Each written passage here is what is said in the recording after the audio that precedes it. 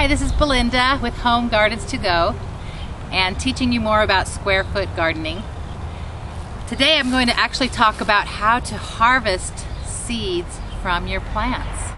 As the weather is getting cooler and your beans are slowing down in production, you want to, and you know that there's going to be a frost coming, you want to actually take your entire bean plant up out of the soil.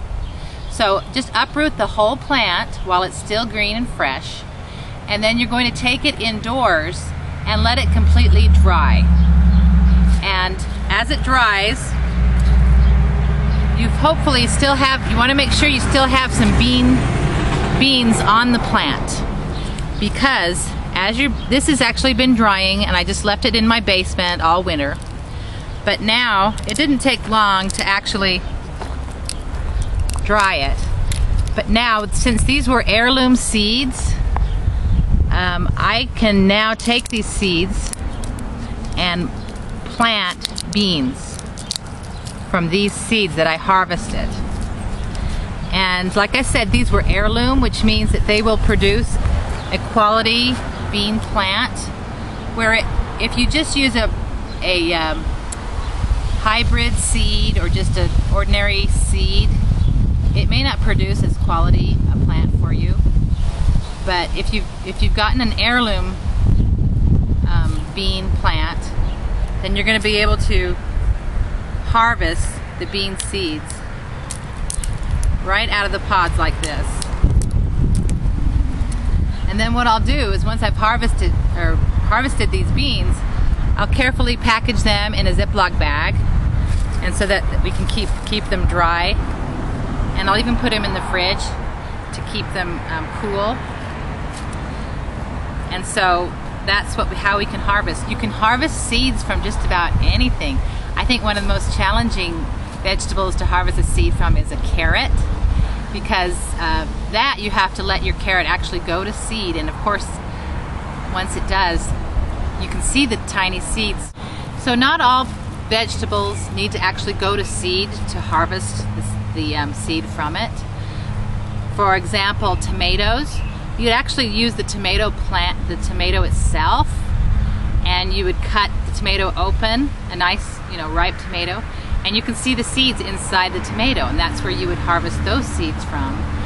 You'd just carefully extract them and let them dry in your kitchen, and then you can put them away. And it's the same with bell peppers. You find the seeds of the bell peppers inside the pepper itself, and that's where you would harvest that seed.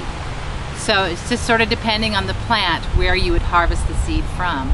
But always remember that you want to use an heirloom type plant to harvest the seed.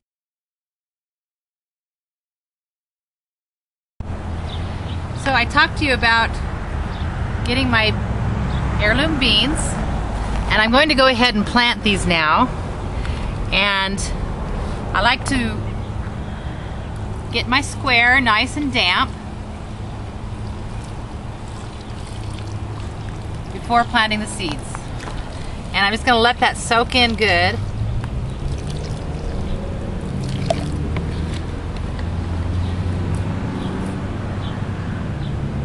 I'm going to plant 9 beans per square, and I've got my handy popsicle stick or craft stick, and I'm going to put, I think I'm going to put H for heirloom bean, and then I'm also going to put 9, and that's a reminder of how many I planted in that square.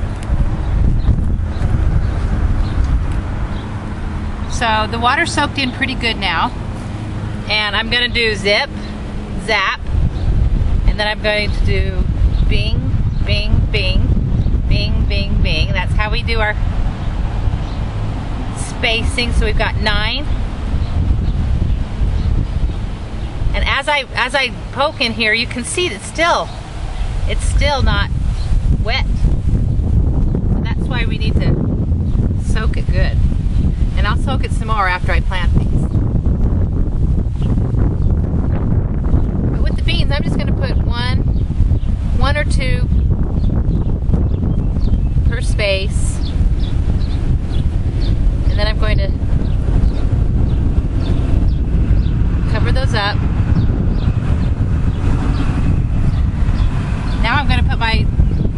right there.